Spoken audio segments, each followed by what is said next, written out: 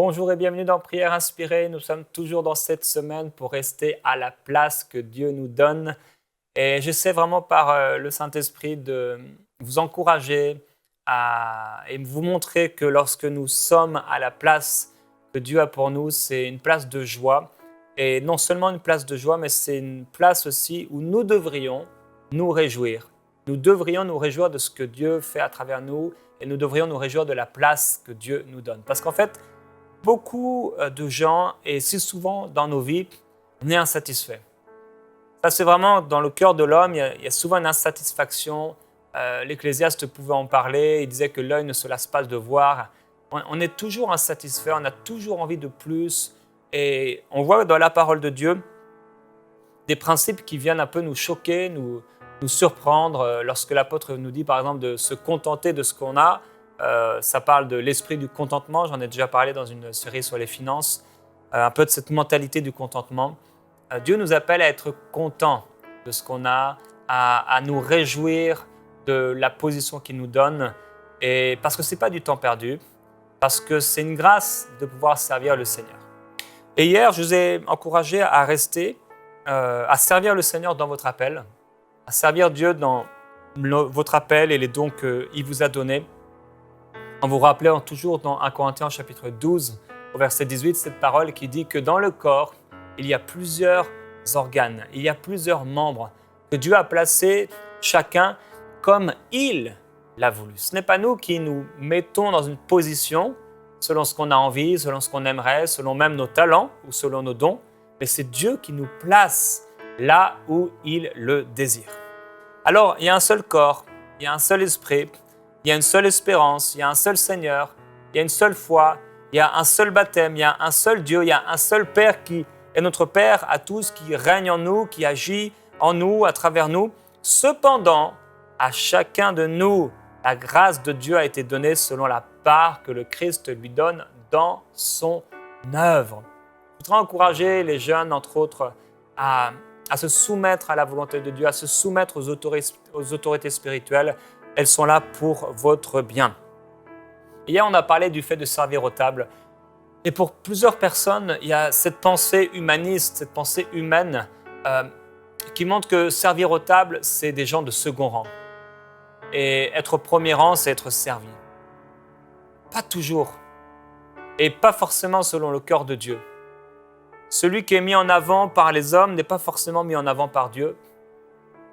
Et celui qui est mis derrière par les hommes n'est pas forcément celui qui est en deuxième, en seconde position ou en dernière position par Dieu. C'est pourquoi la parole de Dieu dit que plusieurs des premiers seront les derniers et plusieurs des derniers seront les premiers. Parce que sur la terre, il y a des gens qui auront été mis en dernier par rapport aux hommes, certains persécutés, certaines personnes qu'on ne reconnaît pas, mais parce qu'elles ont gardé un cœur soumis à Dieu, parce qu'elles ont servi Dieu, elles ont servi Dieu autant qu'elles le pouvaient, sans colère ni contestation. Rappelez-vous, c'est ce que nous dit la parole de Dieu. Servez le Seigneur sans colère ni contestation. La contestation, ça ne devrait pas se retrouver en nous. La parole de Dieu déclare, si tu as un problème avec un frère, eh bien, va trouver ton frère et parle avec lui dans l'amour. Communique, montre ton cœur, dis ce que tu as, dis ce que tu ressens, qu'est-ce que ça te fait quand on te parle ainsi, qu'est-ce que ça te fait quand il s'est passé tel événement, qu'est-ce que ça a fait dans ton cœur? Au lieu de parler peut-être des choses extérieures, parle, qu'est-ce qui se passe dans ton cœur? Et souvent, lorsqu'on a vraiment un bon cœur, eh bien le cœur de la personne sera changé. On pourra se mettre en accord ensemble. Être un serviteur, servir aux tables, ça ne fait pas de nous un chrétien de second rang. Pas du tout. Le podium de la vie chrétienne, ce n'est pas le pupitre. Les pasteurs, les hommes de Dieu, qu'on appelle les hommes de Dieu, ce n'est pas eux qui ont tout compris. Ce n'est pas en dessous de Dieu, je veux dire, c'est pas Dieu sur la terre. Ce sont des serviteurs de Dieu. Juste des serviteurs de Dieu que Dieu a placés dans une position pour bénir le peuple de Dieu. Mais chacun d'entre nous, on est membres les uns des autres, on est membres du corps de Christ et on devrait s'épanouir en tant que membre. Et le pied ne peut pas dire à la main, je n'ai pas besoin de toi, ou l'œil à la main. On a tous besoin les uns des autres. Et gloire à Dieu pour les pieds. Gloire à Dieu pour les mains. Gloire à Dieu pour ceux qui sont la bouche. Nous sommes la bouche en tant que serviteurs de la parole. Mais il y a aussi les serviteurs de la main, des gens qui servent aux tables. Il y a ceux qui sont les yeux. Il y a plein de membres dans le corps qui sont tellement utiles. Et certains qu'on ne va pas honorer, d'autres qu'on va honorer davantage, mais chacun est important. Alors être au service d'un autre, c'est quelque chose de bon. Et souvent, dans notre vie, Dieu va nous appeler à servir quelqu'un. Et parfois, toute notre vie, Dieu nous appellera à servir quelqu'un. Par exemple, Moïse, on voit qu'il y a eu Aaron, il y a eu Josué, il y a eu Caleb. Ils ont servi le serviteur de Dieu Moïse. Élie a été servi par le jeune Samuel. Saül, il a été servi par le jeune David. L'autre, Élie, a été servi par Élisée. Jésus-Christ a été servi, mais il a servi aussi, bien sûr, les 12 disciples. Timothée a servi l'apôtre Paul. Et il y aurait exemple sur exemple qui nous montre que Dieu nous appelle toujours à servir un homme, à servir quelqu'un dans sa mission, à aider quelqu'un quelque part à un moment dans la mission que cette personne a reçue de la part de Dieu. Alors, il y a une histoire dans 2 Chroniques au chapitre 26 par rapport au thème d'aujourd'hui, une histoire intéressante, une histoire particulière qui nous montre qu'on doit vraiment rester à la place que Dieu veut pour nous. Dans 2 Chroniques au chapitre 26, il est parlé d'un roi qui est devenu roi à l'âge de 16 ans. Et cet homme, il a servi pendant 52 ans en tant que roi, jusqu'à ses 68 ans. Et pendant toute la vie du sacrificateur Zacharie, il servait le Seigneur, et certainement parce qu'il servait dans le ministère, sous le ministère, l'influence du serviteur de Dieu Zacharie. Dieu a donné à ce roi vraiment du succès dans ses entreprises. Il réussissait, son armée a grandi, il s'est bâti des forts dans le désert, il a creusé des citernes, il avait un nombreux cheptel, il avait plus de 300 000 combattants qui étaient à son service dans son armée, et il est devenu puissant. Mais la Bible dit au verset 15, « Sa renommée s'étendit au loin car il fut merveilleusement aidé jusqu'à ce qu'il lui affermit son pouvoir. Mais, au verset 16, lorsqu'il lui affermit son pouvoir, son cœur s'enhardit, ou encore dans les traductions, s'enorgueillit, jusqu'à entraîner sa perte. Il fut infidèle à l'Éternel son Dieu. » Alors, comment il fut infidèle à l'Éternel son Dieu ? Quelqu'un, je veux dire, il était roi, il servait le Seigneur quelque part dans sa fonction. Pendant plus de 50 ans, à 68 ans, il a servi dans sa position de roi. Mais un jour, son cœur s'est enorgueilli et il a fait quelque chose qui n'était pas dans son appel. Alors qu'est-ce qu'il a fait ? La Bible dit, il entra dans le temple de l'Éternel pour brûler des parfums sur l'autel des parfums. C'est bien d'aller brûler de l'autel sur l'autel des parfums. On dit que c'est une adoration à Dieu. Le sacrificateur Azariahu, en fait il avait son nom à lui aussi, entra derrière lui avec 80 sacrificateurs de l'Éternel. Ils s'opposèrent au roi Osias et ils lui dirent, « Roi Osias, ce n'est pas à toi d'offrir du parfum sur l'autel des parfums, mais c'est aux sacrificateurs qui ont été établis par Dieu pour l'offrir. » Et le roi va se mettre en colère. Et pendant qu'il va avoir l'encensoir à la main et qu'il va se mettre en colère contre les sacrificateurs, la Bible dit que instantanément, en un instant, la lèpre va éclater sur son front.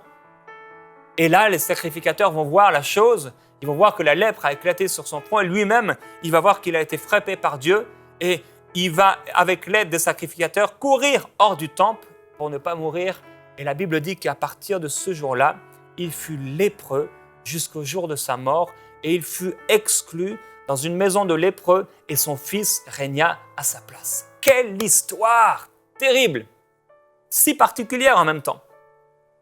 Histoire un peu bizarre d'un homme qui était dans une position dans le royaume de Dieu, mais qui est sorti de sa position en voulant faire quelque chose, une fonction qui n'était pas la sienne. Et il a fait quelque chose qui n'était pas dans son appel. Il pouvait le faire humainement, c'était dans ses capacités physiques. Il pouvait se déplacer, il savait comment faire, il avait vu ça pendant plus de 50 ans, mais ce n'était pas son appel. Mais à un moment, il y a eu de l'orgueil dans son cœur et il s'est dit, mais s'ils peuvent le faire, je peux le faire. Je suis roi. Et combien de fois, frères et sœurs, dans nos églises, il y a des gens qui s'instituent rois, il y a des gens qui s'instituent pasteurs, il y a des gens qui s'instituent bergers, il y a des gens qui font des groupes de maisons en dehors de l'autorité pastorale, en dehors du fonctionnement de la maison. Et parce qu'ils ont de l'orgueil, ils commencent à parler en mal des serviteurs de Dieu, ils commencent à parler en mal de l'Église, ils commencent à parler en mal des responsables de l'Église, et ça ne fait pas avancer le royaume de Dieu. Ça fait avancer leur propre royaume. Et ils sont poussés par l'orgueil. Et ce qui est intéressant de remarquer, c'est que c'est le moment où la lèpre a frappé ce roi. La lèpre n'a pas frappé le roi quand il est entré dans le temple pour offrir du parfum. La lèpre n'a même pas frappé le roi quand il a commencé à offrir, à brûler, à vouloir brûler les parfums sur l'autel des parfums. Non. La lèpre a frappé ce roi au moment où il s'est mis en colère contre les sacrificateurs et qu'il a parlé contre eux. Au moment même où il a parlé contre l'autorité, parce que les sacrificateurs étaient en autorité selon Dieu, autorité divine, c'est à ce moment-là que la lèpre a frappé. La Bible dit que c'est Dieu qui a institué les autorités. Dieu a mis en place les systèmes d'autorité dans ce monde. Ces systèmes d'autorité dans le monde sont là pour notre bien. La Bible dit que l'autorité est là pour ton bien, pas pour le mal. Une autorité qui est mal utilisée, qui est là pour faire du mal aux gens, c'est un mauvais fonctionnement. L'autorité est bonne, et le fonctionnement ici, dans ce cas, n'est pas bon. L'autorité, entre autres pastorale, l'autorité dans l'Église et l'autorité dans les églises, les autorités dans l'Église ont été placées par Dieu. Rappelez-vous, premièrement les apôtres, deuxièmement les prophètes, puis les enseignants, puis les évangélistes, puis les pasteurs. Ce sont eux qui ont été placés par Dieu pour perfectionner les saints, pour qu'eux-mêmes soient aptes, propres à accomplir l'œuvre de Dieu. Maintenant, il y a une autre histoire, une histoire parallèle, on en a déjà parlé dans Nombre chapitre 12. On voit que Marie et Aaron, ou Myriam et Aaron, selon les traductions, vont commencer à parler contre le serviteur de Dieu Moïse. Et de la même façon, la lèpre va toucher Marie qui a osé parler contre le serviteur de Dieu parce qu'en fait, le serviteur de Dieu n'avait pas de problème. Il n'avait pas d'orgueil en lui, il était très humble, il marchait humblement devant Dieu. Mais dans leur cœur à eux, à Myriam, à Aaron, à un moment, il y a eu de l'orgueil. Ils ont dit, mais Dieu peut aussi parler par nous. C'est pourquoi je prie et je continue à prier en cette 3e journée que Dieu nous garde de l'orgueil et que Dieu nous aide à marcher d'un cœur humble, à respecter les autorités. Respecter les autorités que Dieu nous donne. Ici, le problème de ce roi, c'est qu'il s'est placé dans une position qui n'était pas la sienne. Le problème de Myriam et Aaron, c'est qu'ils se sont placés dans une autorité, dans une position qui n'était pas la leur. Il y avait Moïse, il avait reçu un appel de la part de Dieu, et Dieu lui avait dit, voilà, je vais appeler ton frère Aaron. Quand Moïse a commencé à parler avec Dieu, il a dit, moi je ne pourrais pas, eh bien, voici, il y a ton frère ici, lui il sera ta bouche.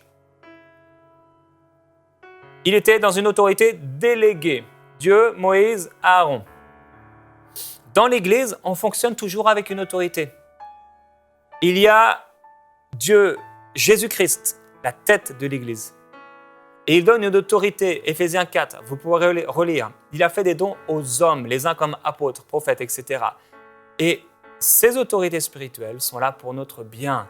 Ces gens, s'ils ont un bon cœur, ne sont pas là pour chercher à être au-dessus des autres. Et je sais, il y a des serviteurs de Dieu qui ont un mauvais cœur.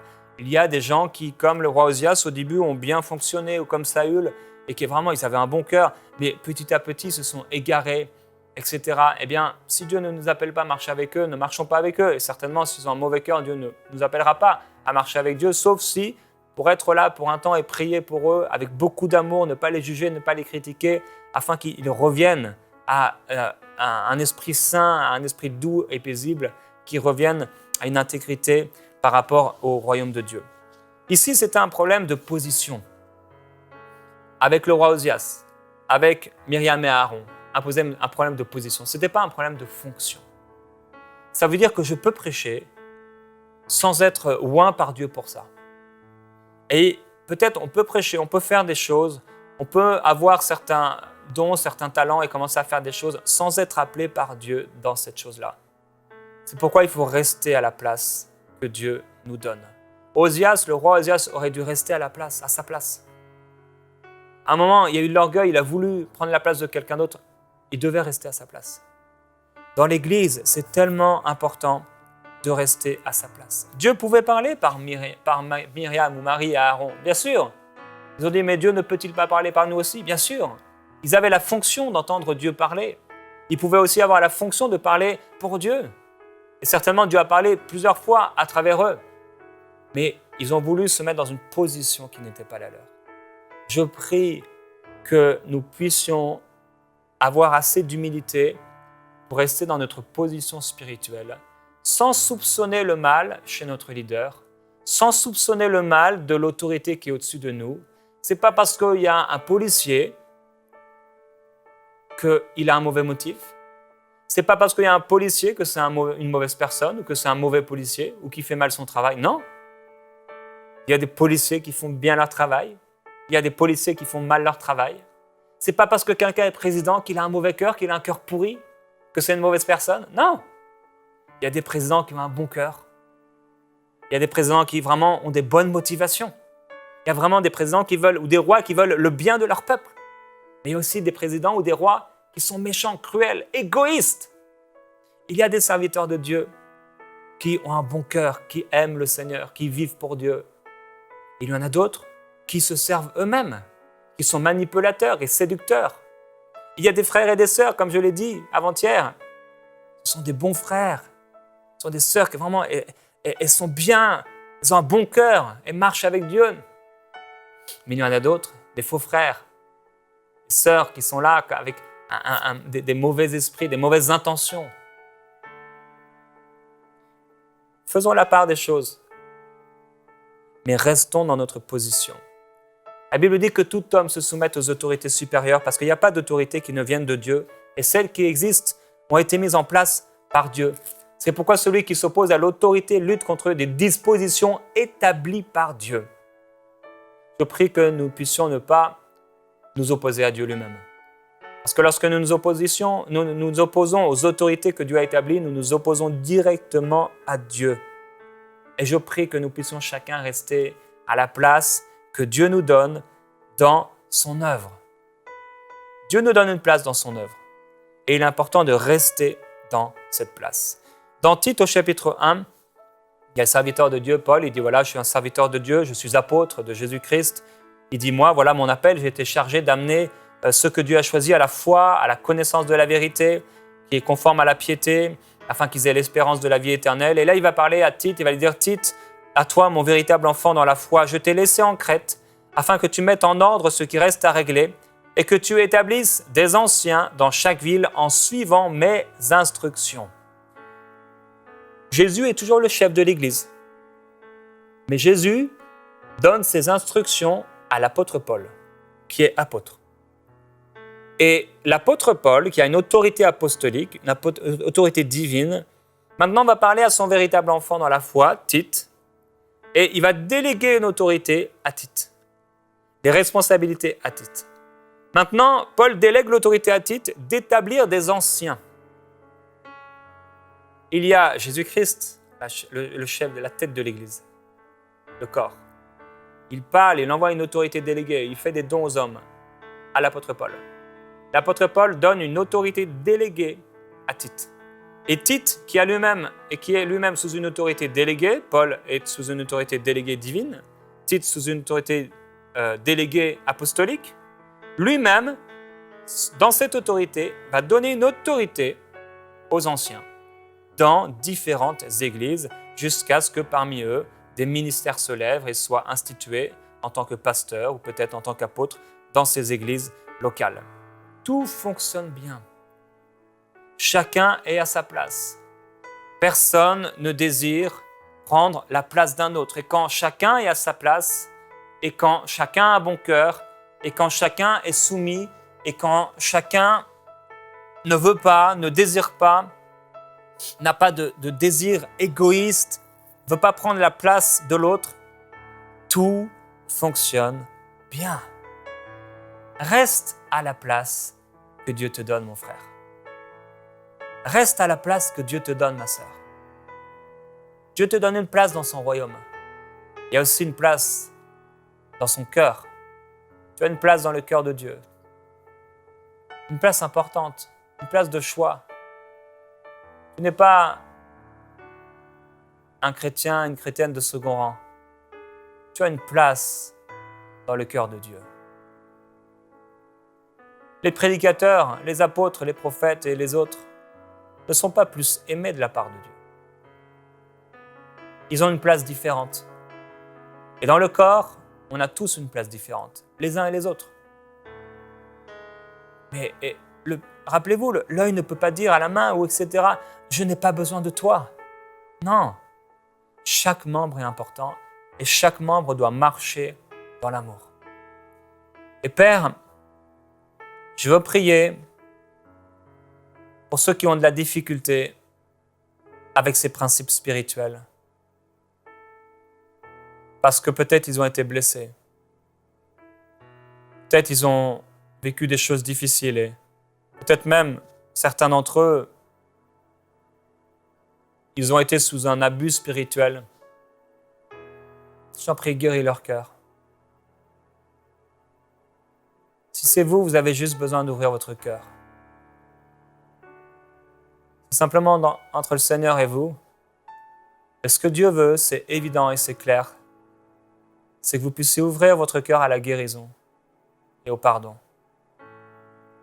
Alors si vous êtes blessé, vous avez été blessé par votre pasteur, par un responsable dans l'Église, par une autorité quelque part, peut-être votre mari, peut-être vos parents, ouvrez votre cœur au pardon, à la guérison maintenant. Et vous pouvez dire, je pardonne. Au nom de Jésus-Christ à cette personne. Je choisis l'amour, je choisis le pardon.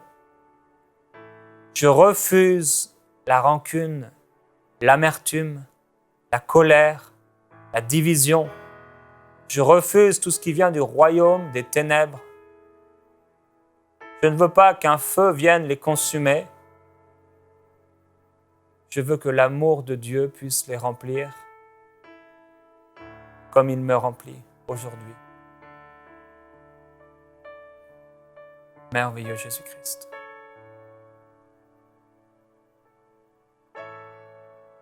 C'est toi qui as établi l'Église. Cette Église, tu veux qu'elle soit forte. Chacun a sa place. Je prie que chacun reste à sa place. Que chaque personne puisse fonctionner dans les fonctions que tu lui as données. Merveilleux Jésus-Christ. Oh,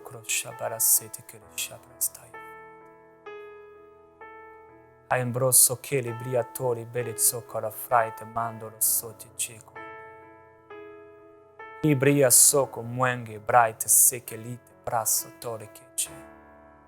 Je veux dire oui, Seigneur. Oui à la place que tu me donnes dans ton royaume. Je ne veux pas, parce que tu m'as donné une responsabilité, aller au-delà de cette responsabilité et croire que parce que je suis responsable, eh bien je peux tout faire, je peux tout choisir, je peux tout contrôler ou diriger comme je veux. Apprends-moi, Seigneur, à marcher dans ma position. Dites au Seigneur, apprends-moi, Seigneur, à marcher dans ma position. Apprends-moi à marcher à la position, dans la fonction que tu veux pour moi. Apprends-moi à garder ma place. Apprends-moi à me réjouir de la place que tu me donnes dans ton œuvre. Alléluia. Envoie encore, Père, des ouvriers dans la moisson. Envoie des personnes précieuses, des gens qui ont un bon cœur, dans les églises, sur les chemins, dans les villes, sur les places publiques, dans les universités, dans les sociétés, dans les entreprises, dans les pays, dans les villes et les villages. Envoie encore, Père, je t'en prie, des personnes, des frères, des sœurs fidèles, intègres, qui ne cherchent pas à être mis en avant et qui cherchent à accomplir ta volonté. Oh, esprit de joie, viens remplir ces chers frères et sœurs qui disent aujourd'hui, Seigneur, pardon. Pardon d'avoir voulu être égoïste. Pardon d'avoir voulu aller au-delà de ma position. Pardonne-moi d'avoir pris la place du juge alors que je n'en suis pas. Pardonne-moi d'avoir pris la place de mon pasteur. Pardonne-moi d'avoir pris la place de telle et telle personne. Peut-être vous, épouse, pardonne-moi d'avoir pris la place de mon mari. Et vous, enfants, pardonne-moi d'avoir pris la place de papa ou de maman. Pardonne-moi, aide-moi, Jésus, à rester dans ma position d'enfant. Aide-moi à rester dans ma position d'épouse. Aide-moi à rester dans ma position de parent, à ne pas me laisser manipuler, mais à dire la vérité dans l'amour.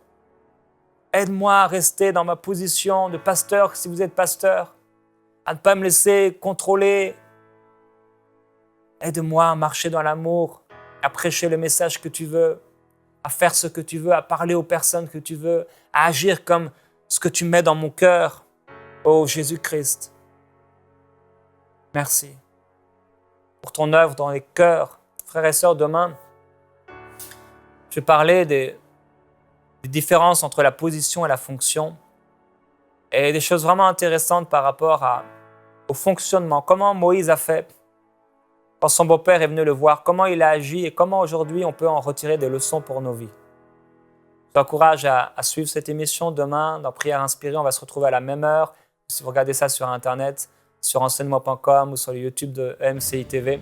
On va se retrouver demain, frères et sœurs, dans Prière Inspirée.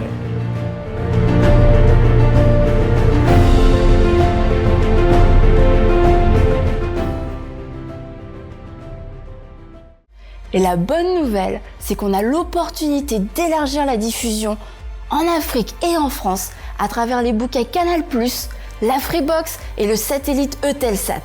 Cela nous permettra de toucher des millions de nouveaux téléspectateurs. Et pour que cela soit possible, nous avons besoin de 1500 visionnaires qui s'engagent à donner 1 000 € ou plus. Ensemble, nous allons relever ce défi. Vous pouvez faire votre don sur emcitv.com en une seule fois ou en plusieurs mensualités. Dès maintenant, donnons pour amener EMCI TV à une nouvelle dimension.